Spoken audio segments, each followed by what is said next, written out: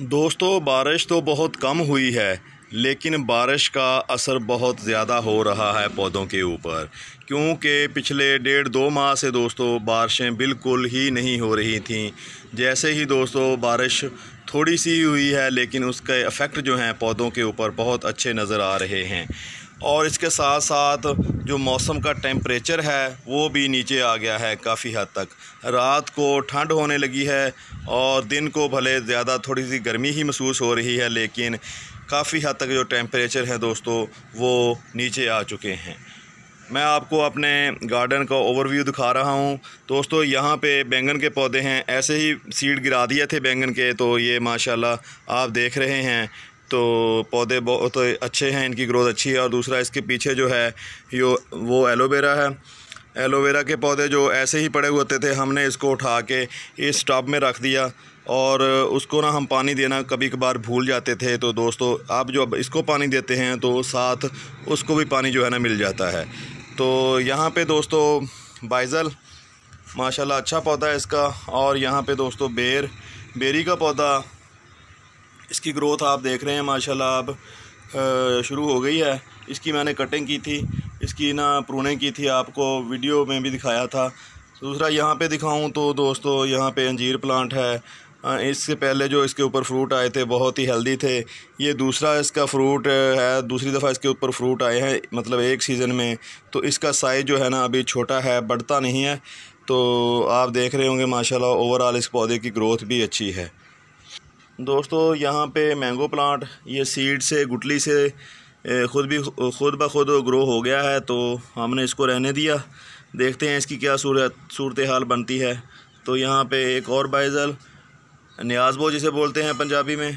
तो यहाँ पे वेरिकेटेड जो होता है गुड़हल का पौधा, इसके ऊपर फ्लावरिंग बहुत कम होती है, कभी कभार ही 1-2 फूल आते हैं जो अपना बहुत ही शादो नादर जो है ना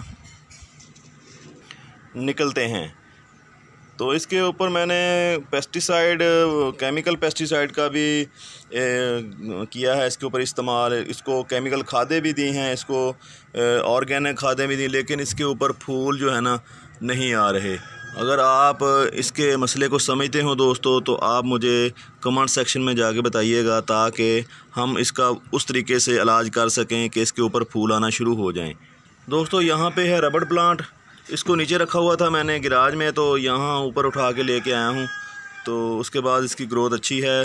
दोस्तों कोई भी पौधा, इसको कहा जाता है कि ये इंडोर प्लांट है, तो मुझे लगता है कि कोई भी पौधा परमानेंट इंडोर प्लांट नहीं होता। तो इसको भी धूप दिखानी चाहिए अगर आपके पास है। तो जैसे ही ऊपर इसको लेके आए तो इसकी ग्रोथ रुक चुकी थी, तो अब माशाल्लाह इसने नए पत्ते भी 1, 2, 3 ये पत्ते नए निकाले हैं। यहाँ पे दोस्तों अनार का पौधा है। अनार के पौधे की ग्रोथ आप देख रहे हैं इतनी अच्छी नहीं है, तो इसको भी हम ना ट्रांसफ़र करेंगे दूसरे गमले में, या इसकी मिट्टी निकाल के इसमें दोबारा जो है ना मिट्टी और ऑर्गेनिक जो है ना फर्टिलाइज़र देंगे।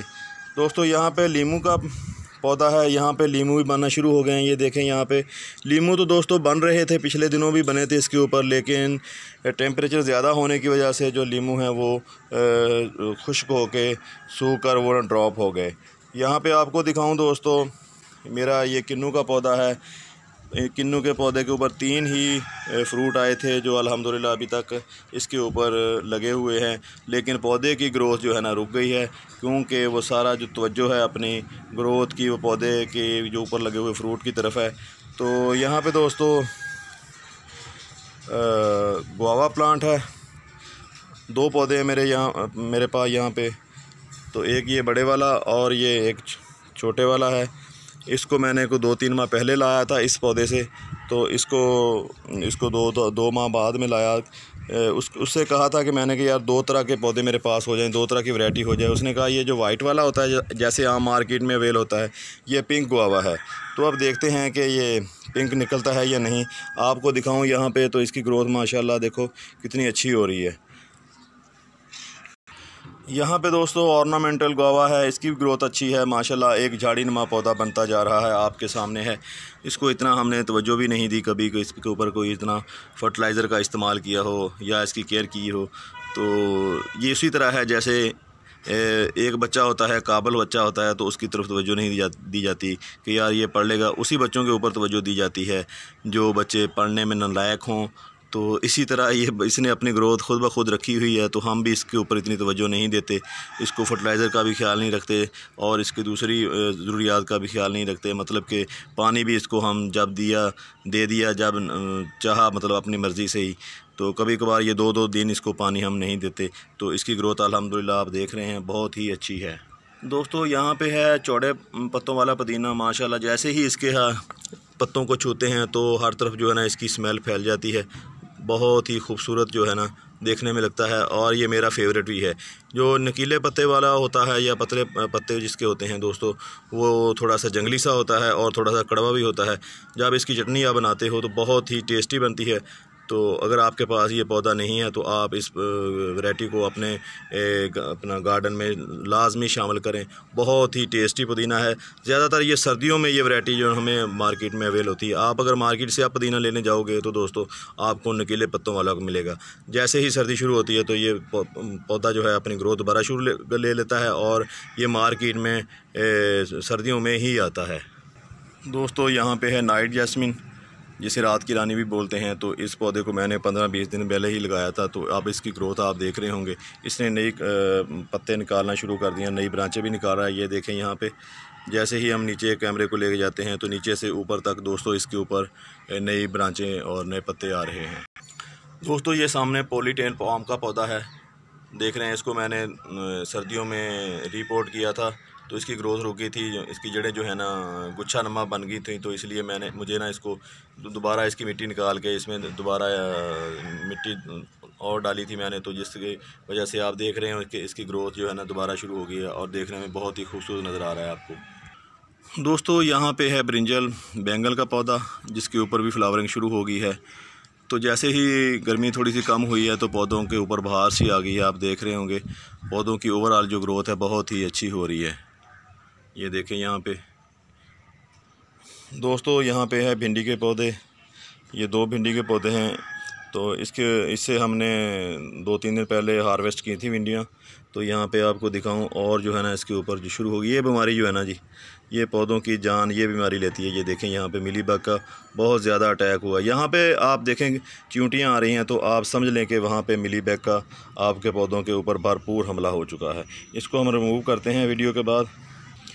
दोस्तों यहाँ पे है 9 o'clock परचूला का। ये देखें कितना माशाल्लाह लश एंड ग्रीन है। ये वाइट वाला है। मैंने 4 बास्केट तैयार की हैं प्लास्टिक वाली और चारों में अलग अलग कलर हैं। जब हम इसको लाइन में रखेंगे तो इनका जो है ना कलर कॉम्बिनेशन बहुत ही अच्छा नज़र आएगा। तो इसमें मैंने ना दोस्तों ये लगा दिया था लहसुन। ये देखें लहसुन के पौधे भी ग्रो हो चुके हैं। तो यहाँ पे दिखाऊँ तो जैसे ही सर्दियों में ये 9 o'clock परचूला का अपना फूल देना बंद करता है, अपनी ग्रोथ डोरमेंसी में चला जाता है, तो हमें ये जो लहसुन के पौधे हैं तो इनसे हमें जो है ना सब्ज़ी में डालने के लिए लहसुन हार्वेस्ट करने को मिलेगा। दोस्तों यहाँ पे है जैस्मिन मोतिया का फूल। पौधा बहुत ही अच्छी ग्रोथ दे रहा है और उसके ऊपर भरपूर जो है ना फ्लावरिंग हो रही है। ये देखें यहाँ पे दोस्तों हमारी पालक जो है हमने कोई 15-20 दिन पहले यहाँ से हार्वेस्ट की थी। तो अब देखें यहाँ पे फिर जो है ना हार्वेस्ट करने के लिए पालक हमें मिल जाएगी। तो ये साए में पड़ा हुआ है। अब हम पौधों को ना उठा के धूप में रखेंगे, क्योंकि सर्दियों का मौसम आ गया है। तो पौधों को अब जो है ना धूप ज़रूरी होती है किसी भी मौसम में, लेकिन सर्दियों में आपको पता है कि धुंध ज़्यादा होती है। तो धूप ऐसी जगह पौधे रखने चाहिए यहाँ पे धूप आती हो। ये देखें ये दीवार है, तो दीवार के इस साइड को जो है ना कैमरे की तरफ को जो है ना पौधे अपना रुख करते जा रहे हैं क्यों धूप की तलाश में।